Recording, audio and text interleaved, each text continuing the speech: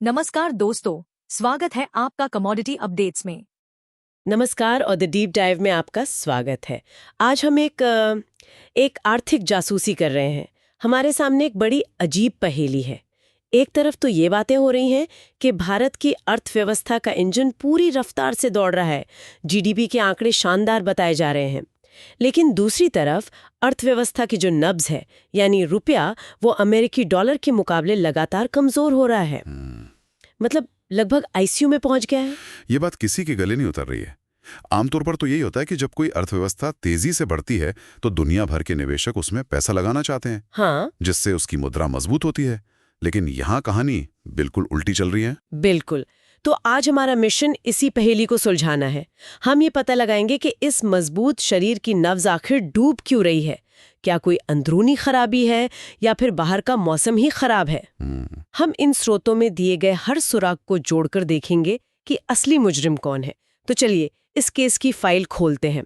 सबसे पहले घटनास्थल का जायजा लेते हैं। सबसे बड़ी खबर ये है कि भारतीय रुपया पहली बार 90 प्रति डॉलर के मनोवैज्ञानिक स्तर को तोड़कर नीचे चला गया। हाँ। ये 90.29 के अब तक के सबसे निचले स्तर पर पहुंच गया और ये गिरावट लगातार छठे दिन जारी रही। ये जो 90 का आंकड़ा है ना, ये सिर्फ एक नंबर नहीं है, ये एक साइकोलॉजिकल बैरियर था। बिल्कुल। जब ये टूटता है तो बाजार में एक तरह की घबराहट फैलती है। और अगर हम इसे बड़ी तस्वीर में देखें तो इस साल रुपया 5.3% से ज्यादा गिर चुका है। 5% से ज्यादा? हाँ, ये 2022 के बाद की सबसे बड़ी सालाना गिरावट होने वाली है। और चिंता की बात यह है कि इस प्रदर्शन ने भारतीय रुपए को एशिया की सबसे खराब प्रदर्शन करने वाली मुद्रा बना दिया है। एशिया की सबसे खराब प्रदर्शन करने वाली मुद्रा, ये सुनने में बहुत अजीब लगता है। खासकर तब जब हम सुनते हैं कि भारत दुनिया की सबसे तेजी से बढ़ती बड़ी अर्थव्यवस्था है। यहीं पर तो असली विरोधाभास है। एक ताज़ा रिपोर्ट में ओईसीडी ने कहा है कि भारत की विकास दर अगले वित्तीय वर्ष में भी 6.7% रहेगी। 6.7%। तो अगर अर्थव्यवस्था की मशीन इतनी तेजी से चल रही है तो फिर गाड़ी के पहियों से हवा क्यों निकल रही है? ये एक बेहतरीन सवाल है और इसका जवाब ये है कि गाड़ी अंदर से तो एकदम नई और मजबूत है, लेकिन इसे एक तूफानी समुंदर में चलाया जा रहा है। अच्छा। असल में भारतीय अर्थव्यवस्था की दो कहानियां एक साथ चल रही हैं। हमारी घरेलू कहानी जो काफी मजबूत है और हमारी बाहरी कहानी जो बहुत सी चुनौतियों से घिरी हुई है। और फिलहाल रुपया उस बाहरी तूफान में फंसा हुआ है। ठीक है, तो अगर घरेलू अर्थव्यवस्था मजबूत है तो शक की सुई बाहरी ताकतों पर जाती है। ये तूफान आ कहां से रहा है? वो विदेशी निवेशक जो कल तक भारत की कहानी पर दाव लगा रहे थे, अचानक अपना पैसा वापस क्यों खींच रहे हैं? यही छिपा है। इस साल विदेशी संस्थागत निवेशकों ने, जिन्हें हम FIIs कहते हैं, भारतीय शेयर बाजार से लगभग 17 अरब डॉलर की रकम निकाली है। 17 अरब डॉलर? ये तो बहुत बड़ी रकम है। बहुत बड़ी रकम है। और जब इतना पैसा देश से बाहर जाता है तो इसका रुपए पर सीधा असर कैसे पड़ता है? इसे ऐसे समझिए कि जब इन निवेशकों को अपना पैसा वापस ले जाना होता है तो वो अपने रुपए को डॉलर में बदलते हैं। अब सोचिए, जब अचानक बाजार में 17 अरब डॉलर खरीदने वाले आ जाएं तो डॉलर की मांग आसमान छू लेती है। और जब किसी चीज की मांग बढ़ती है और सप्लाई उतनी ही रहती है तो उसकी कीमत बढ़ जाती है। यहाँ डॉलर की कीमत बढ़ रही है और रुपए की घट रही है। समझ गई। तो ये तो हुआ पैसे का बाहर जाना, लेकिन सामान के आने जाने का क्या? मतलब आयात और निर्यात, वहां क्या स्थिति है? वहां स्थिति और भी गंभीर है और ये है हमारा सुराग नंबर 2।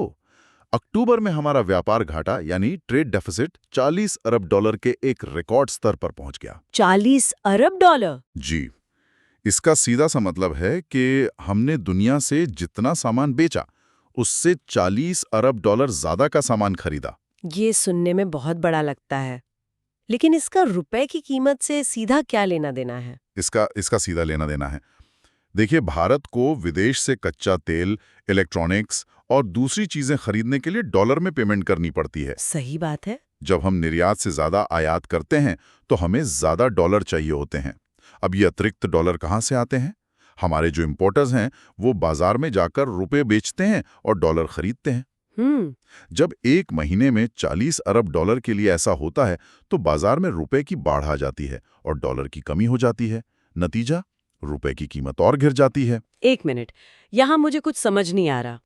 एक तरफ आप कह रहे हैं कि 17 अरब डॉलर का FII बाहर गया, लेकिन हमारे स्रोतों में एक और आंकड़ा है जो कहता है कि भारत में प्रत्यक्ष विदेशी निवेश यानी FDI इस साल की पहली छमाही में 18% बढ़कर 35 अरब डॉलर से ज्यादा हो गया। हाँ, ये भी है। और इसमें अमेरिकी निवेश तो दोगुना हो गया है। तो अगर 35 अरब डॉलर देश में आ रहा है तो वो भी तो डॉलर ला रहा है। बिल्कुल। और 17 अरब डॉलर बाहर गया तो नेट तो 18 अरब डॉलर अंदर आया है ना। फिर रुपया कमजोर क्यों हो रहा है? ये गणित तो बैठ नहीं रहा। ये इस केस का सबसे दिलचस्प मोड़ है और यहीं पर बहुत से लोग उलझ जाते हैं। देखिए, FDI और FII दोनों विदेशी निवेश हैं, लेकिन दोनों का चरित्र बिल्कुल अलग है। FDI को हम स्टिकी मनी कहते हैं, मतलब ये वो पैसा है जो देश में फैक्ट्री लगाने, कंपनी खरीदने या लंबा निवेश करने के लिए आता है। ये 10-20 साल का भविष्य देखकर आता है और आसानी से बाहर नहीं जाता। और FII को हॉट मनी कहा जाता है। Hot money? हाँ, ये पैसा शेयर बाजार या बॉन्ड बाजार में तेजी से मुनाफा कमाने के लिए आता है। जैसे ही दुनिया में कहीं खतरा बढ़ता है या अमेरिका में ब्याज दरें बढ़ती हैं, ये पैसा सबसे पहले देश से बाहर भागता है। अच्छा। तो भले ही लंबी अवधि के निवेशक भारत पर भरोसा जता रहे हैं, लेकिन छोटी अवधि के निवेशक जो बाजार की रोज की चाल तय करते हैं, वो घबराकर पैसा निकाल रहे हैं और रुपए की कीमत पर इस हॉट मनी का असर ज्यादा तेजी से दिखता है। ये अर्थव्यवस्था में एक तरह का स्प्लिट पर्सनालिटी जैसा मामला हो गया है। अच्छा, तो इसका मतलब है कि जो लोग फैक्ट्री लगाने आ रहे हैं उन्हें भारत का भविष्य उज्जवल दिख रहा है। हाँ, लेकिन जो लोग सिर्फ शेयर बाजार में पैसा लगा रहे हैं वो आज की खबरों से घबराकर भाग रहे हैं। बिल्कुल। तो बाहरी मौसम वाकई खराब है। अब जरा गाड़ी के अंदर झांक कर देखते हैं। आपने कहा था कि गाड़ी अंदर से मजबूत है, हमारे इंजन में क्या चल रहा है? बिल्कुल। जब हम अर्थव्यवस्था के अलग अलग क्षेत्रों को देखते हैं तो ये स्प्लिट पर्सनालिटी और भी साफ दिखती है। एक अच्छी खबर है और एक बुरी खबर। बताइए। अच्छी खबर ये है कि हमारा सेवा क्षेत्र यानी सर्विस सेक्टर जबरदस्त रफ्तार से बढ़ रहा है। नवंबर के आंकड़े बताते हैं कि होटलों, रेस्टोरेंट, परिवहन और IT सेवाओं में मजबूत घरेलू मांग के कारण जोरदार तेजी है। इसका मतलब है कि देश के अंदर लोग जमकर खर्च कर रहे हैं, जो अर्थव्यवस्था के लिए अच्छा है। मैं जब भी अमेरिका से कोई गैजेट मंगवाने की सोचती हूँ तो सबसे पहले डॉलर का रेट देखती हूँ। हाँ, रुपया 85 से 90 हो गया, मतलब मेरे लिए वो फोन 5% और महंगा हो गया। आम आदमी तो इसे ऐसे ही महसूस करता है ना? बिल्कुल। और यही घरेलू खर्च हमारी अर्थव्यवस्था को ताकत दे रहा है। लेकिन अब बुरी खबर सुनिए। जहां सेवा क्षेत्र चमक रहा है, वहीं हमारा विनिर्माण क्षेत्र यानी मैन्युफैक्चरिंग सेक्टर 9 महीने के सबसे निचले स्तर पर आ गया है। और सिर्फ इतना ही नहीं, अक्टूबर में औद्योगिक उत्पादन की वृद्धि दर गिरकर सिर्फ 0.4% रह गई। सिर्फ 0.4%? हाँ, जो 14 महीनों में सबसे कम है। तो एक तरफ रेस्टोरेंट भरे हुए हैं, दूसरी तरफ फैक्ट्रियों में उत्पादन धीमा हो रहा है। ऐसा क्यों? ये तो बड़ा अजीब है। ये अजीब नहीं है अगर हम इसे बाहरी कहानी से जोड़कर देखें। सेवा क्षेत्र ज्यादातर घरेलू मांग पर निर्भर है। अच्छा। इसलिए वो बाहरी झटकों से बचा हुआ है। लेकिन हमारा विनिर्माण क्षेत्र काफी हद तक निर्यात पर निर्भर है। जब अमेरिका जैसे देश टैरिफ लगाते हैं या वहां मंदी की आशंका होती है तो हमारे निर्यात ऑर्डर कम हो जाते हैं और फैक्ट्रियां धीमी पड़ जाती हैं। ये फिर से वही बात साबित करता है, घर में सब ठीक है पर बाहर की दुनिया से आने वाले झटके हमें परेशान कर रहे हैं। तो अब तक की कहानी ये है कि हमारे पास लंबी अवधि के निवेश का भरोसा है, घरेलू खपत की ताकत है। हाँ, लेकिन विदेशी हॉट मनी बाहर जा रहा है, व्यापार घाटा रिकॉर्ड तोड़ रहा है और निर्यात पर निर्भर उद्योग संघर्ष कर रहे हैं। ये तो हुई बुनियादी आर्थिक तस्वीर। लेकिन जो लोग बाजार में हर रोज हर सेकंड रुपए और डॉलर की ट्रेडिंग कर रहे हैं, उनके चार्ट्स क्या कह रहे हैं? क्या वे अर्थव्यवस्था की इन बारीकियों को देख रहे हैं? ये बहुत अहम सवाल है, क्योंकि बाजार अक्सर बुनियादी सिद्धांतों से ज्यादा भावना और तकनीकी संकेतों पर चलता है। और फिलहाल तकनीकी विश्लेषण भी रुपए में और कमजोरी का ही संकेत दे रहा है। ओके, इसे थोड़ा आसान भाषा में समझाएं। ये तकनीकी संकेत क्या है? ये चार्ट्स की भाषा हमें क्या बताने की कोशिश कर रही है? जरूर। डॉलर के मुकाबले रुपए का जो चार्ट है उसने 89.64 के एक बहुत ही महत्वपूर्ण स्तर को तोड़ा है। इसे तकनीकी भाषा में रेजिस्टेंस लेवल का ब्रेकआउट कहते हैं। मतलब रुपए ने एक मजबूत मनोवैज्ञानिक बाधा को तोड़ दिया है और अब उसके और नीचे जाने का रास्ता खुल गया है। और इन स्रोतों में किसी कप फॉर्मेशन की भी बात कही गई है। ये क्या होता है? हाँ, इसे ऐसे देखिए जैसे चाय का एक प्याला बन रहा हो। पहले कीमत गिरती है, प्याले का एक सिरा। हाँ, फिर नीचे कुछ समय तक स्थिर रहती है, मतलब प्याले का तला, और फिर वापस ऊपर चढ़ने लगती है, प्याले का दूसरा सिरा। जब कीमत प्याले के ऊपरी किनारे को तोड़कर बाहर निकलती है तो ट्रेडर्स मानते हैं कि अब ये बहुत तेजी से ऊपर जाएगी। अच्छा। डॉलर के चार्ट पर ठीक यही पैटर्न बना है, जो डॉलर के लिए एक मजबूत तेजी का संकेत है। इसके आधार पर अगला लक्ष्य 91.50 के आसपास बताया जा रहा है।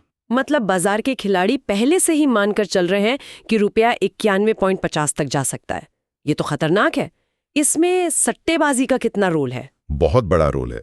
डॉलर रुपए के जो नॉन डिलीवरेबल फॉरवर्ड पॉइंट्स हैं, वो 7 महीने के उच्चतम स्तर पर पहुंच गए हैं। इसका मतलब क्या हुआ? इसका सीधा सा मतलब है कि ट्रेडर्स भविष्य में रुपए के और कमजोर होने पर बड़े दांव लगा रहे हैं। ये एक तरह से करेंसी का सट्टा बाजार है। जब वे ऐसा करते हैं तो वे भविष्य की तारीखों के लिए डॉलर खरीदते हैं, जिससे आज डॉलर की मांग और बढ़ जाती है। तो ये एक दुष्चक्र बन जाता है। बिल्कुल, एक तरह का दुष्चक्र बन जाता है। रुपए के गिरने की उम्मीद रुपए को और गिरा देती है। तो चलिए इस पूरी जासूसी को समेटते हैं। हमारे पास क्या क्या सुराग हैं? एक तरफ मजबूत जीडीपी ग्रोथ, बढ़ता हुआ एफडीआई और एक मजबूत सेवा क्षेत्र है जो हमारी ताकत है। और दूसरी तरफ हमारे पास रिकॉर्ड व्यापार घाटा, विदेशी पोर्टफोलियो निवेश का बाहर जाना, कमजोर निर्माण और एक बाजार है जो तकनीकी और सट्टा गतिविधियों के आधार पर रुपए के और गिरने की उम्मीद कर रहा है। ये हमारी कमजोरी है। हाँ, तो इस केस में मुजरिम कौन है? क्या ये एक अंदरूनी साजिश है या बाहरी हमला? इस केस में कोई एक मुजरिम नहीं है। संक्षेप में, जैसा हमने शुरू में कहा था, भारतीय अर्थव्यवस्था की दो कहानियां एक साथ चल रही हैं। एक मजबूत घरेलू कहानी और एक कमजोर बाहरी कहानी। और फिलहाल बाहरी कहानी और बाजार की जो नकारात्मक धारणा है, वो रुपए के मूल्य पर हावी है। अच्छा। यही कारण है कि अच्छी जीडीपी के बावजूद रुपया कमजोर हो रहा है। जैसा कि एचडीएफसी बैंक ने अनुमान लगाया है, रुपया अगली तिमाही में 92-93 की सीमा में भी जा सकता है। 92 से 93? जी, जो इसी दबाव को दिखाता है। तो ये कहना सही होगा कि भारत की आर्थिक नाव मजबूत है, लेकिन वो वैश्विक समुद्रों की ऊंची और अप्रत्याशित लहरों का सामना कर रही है। ये इसे समझने का बिल्कुल सही तरीका है। हमारी नाव की बनावट में कोई कमी नहीं है, लेकिन समंदर में तूफान बहुत तेज है। तो आज की हमारी इस गहरी पड़ताल का निष्कर्ष ये है कि रुपए की ये रिकॉर्ड गिरावट भारत की मजबूत घरेलू वृद्धि और इसकी चुनौतीपूर्ण बाहरी परिस्थितियों के बीच के तनाव का एक स्पष्ट लक्षण है। यह हमें याद दिलाता है कि एक वैश्विक अर्थव्यवस्था में कोई भी देश बाहरी ताकतों से पूरी तरह अछूता नहीं रह सकता, चाहे उसकी अपनी घरेलू अर्थव्यवस्था कितनी भी मजबूत क्यों न हो। बिल्कुल, वैश्विक अर्थव्यवस्था से जुड़ना एक दोधारी तलवार है ना? ये आपको विकास के अवसर देती है, लेकिन आपको वैश्विक जोखिमों के प्रति संवेदनशील भी बनाती है। और इसी के साथ हम अपने श्रोताओं के लिए एक विचार छोड़ जाते हैं जिस पर सोचा जा सकता है। हमारे स्रोत और हमारी चर्चा दोनों से ये बात साफ है कि भारत की सबसे बड़ी ताकत उसकी मजबूत घरेलू खपत है। यानी हमारे और आपके जैसे लोग जो देश के अंदर खर्च करते हैं। यहाँ सोचने वाली बात यह है, आज की इस परस्पर जुड़ी हुई लेकिन संरक्षणवादी दुनिया में, जहां हर देश अपने हितों को पहले रख रहा है, क्या सिर्फ मजबूत घरेलू मांग किसी अर्थव्यवस्था को ऐसे वैश्विक तूफानों से सच में हमेशा के लिए बचा सकती है, या ये केवल एक अस्थायी कवच है जो कभी भी टूट सकता है? एक जरूरी बात, ये चैनल सिर्फ एजुकेशनल और इन्फॉर्मेशनल पर्पस के लिए है।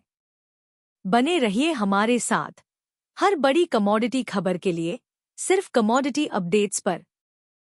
चैनल को सब्सक्राइब जरूर कीजिए और बेल आइकन दबाएं ताकि आप कोई भी इम्पोर्टेंट अपडेट मिस ना करें। धन्यवाद।